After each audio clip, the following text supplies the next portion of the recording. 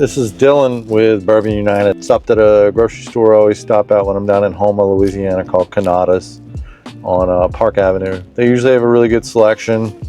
Every now and then something allocated, but thought it'd be cool to do a bourbon hunting video that seems to be pretty popular and see what you guys think. I will be back with you here in a bit. Stay tuned. If you'd like to win free samples of the whiskey being reviewed or discussed in this episode, you need to watch the video to the end, like it, share it, comment, and then most importantly, subscribe to our channel. Ring the bell to be notified of future content and future giveaways. Every episode will have giveaways. Fill out the web form that will be in the description. I'll run a randomizer and then we'll post the names publicly. We reach out to the winner via email to get your mailing address to mail you your free samples. Inside Cannata's now, they got the JT Melecks, $59.99 is their store pick. They're coming in at 122 proof. This is barrel 278. We're sitting on some K-Lukes, the batch 3 rye and the batch 9 bourbon for 119 and 114. Pretty good price. Of course, the Woodford's 121.2 proofs. I'm sure everywhere now. Not sure what this loud beeping is. These are 149 on the high rye Peerless. If you guys haven't gotten any of the Series 11 Disco, do not sleep on it. This is pretty good juice. Looks like they got 2 left. Supposedly, one of the blends in this is Wild Turkey 12-year. Some people say it's maybe 13-year. Great stuff. The 4 Square, 169 to me is a little high on that.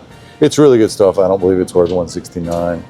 And this one's supposedly the next best thing for Bardstown Bourbon Company for finishes, which is the Armor, which is a straight rye whiskey finished in Armor Indian malt whiskey with a blended straight bourbon whiskey. Don't know that that's one I'm going to grab. There's also a Jacob's Pardon here for 174. That's the 18-year. Get a little more years on it there. Looks pretty good. Don't think I'm going to jump on that one. And then I've got a couple of 15-star here. Triple Cask for 169, which is a great price. I grabbed. So if you haven't grabbed one of those, I would grab it if that's in your budget. They've got their new Maker's Mark pick in.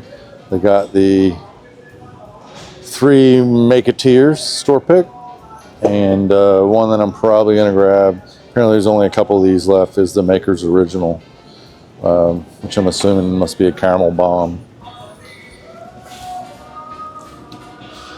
For you Elijah Craig fans, there's a couple store picks here, private barrels, and even a couple of Cannata Old Soul picks. You can see anywhere from 5 to 10 store picks. Also, they're sitting on, looks like 2 of the Crittenton's Cut Above Boo Rye Roo for $69.99. I got one. It's great for what it is. It's rum finished. Good juice.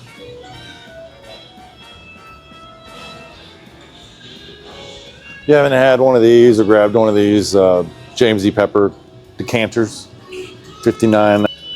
Again, a metric shit ton of the Jack Daniel's Tennessee whiskey and rye Cannata's quote-unquote pick for both $64.99.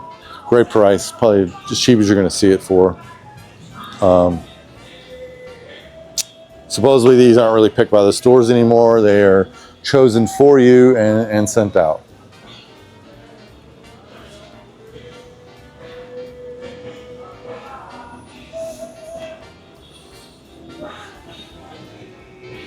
Not seeing anything here crazy out of the ordinary. You guys see anything I'm missing here or should have grabbed, let me know. Been, as y'all know from my previous video I did, I talked about the Bernheim barrel proof. This is the small batch. I've been looking for a barrel proof. If anybody's got a lead on a barrel proof, that would be great if you could share that information with me. These RY3s are bangers. I grabbed a light whiskey store pick from Spillway up in Brandon, Mississippi for $79.99. Amazing if you like light whiskey. Theirs is $99, little steep on that. This is the toasted barrel finish of the rye, and then the standard rum finish rye, which I have as well. That one's okay. Wasn't overly impressed with that one. This might be one to grab. Let me know if I should have grabbed that one in the comments. If you guys haven't heard, these Wild Turkey Kentucky Spirits, the one to grab is supposedly the one that's from the CN E, which is the Camp Nelson E warehouse. I think most of those have been snagged by now. This is TYF, so supposedly it's the same as the Russell's Reserve single rick house Camp Nelson, which are really hard to find, but supposedly it's right on line, aged in the same area or spot in the same rick house, so Camp Nelson rick house.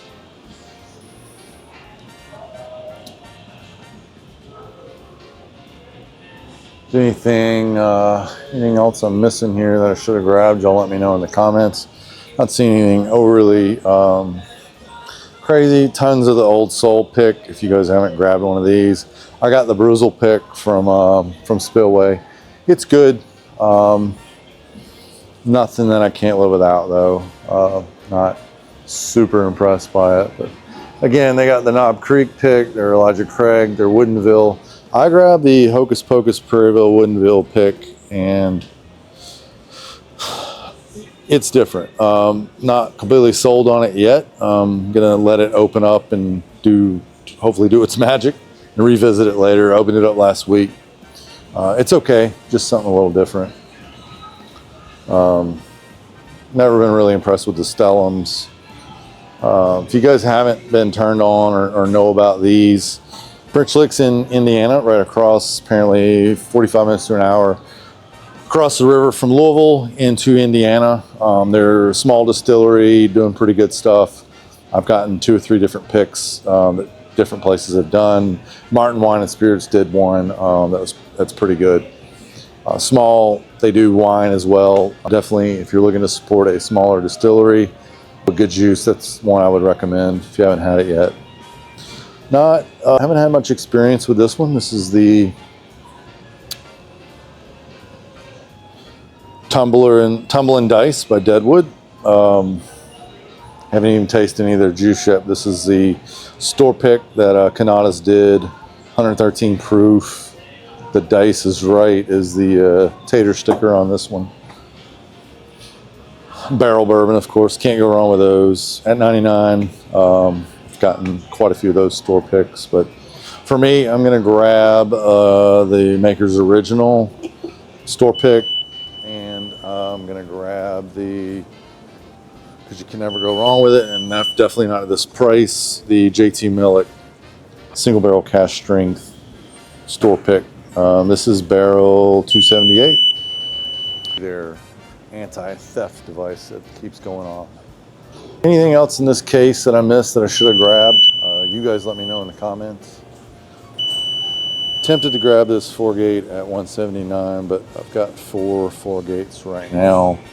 And from what I've tasted, that's probably the least favorite that I've had. Standard split stave, but I think that's going to be their staple, always available flagship release. $179.99 I feel like is their lower end of the price. Most of those are around $200. They got the cigar blend of the Joseph Magnus for $189 here. I'd say it's a little, those were going for $200 when they first came out earlier this year. So not a terrible price if you like it for what it is. Supposedly a bunch of these or a few of these are left, the 15 and 16 year of the Calumet Farms. A lot of people are saying grab them because you won't see them anymore.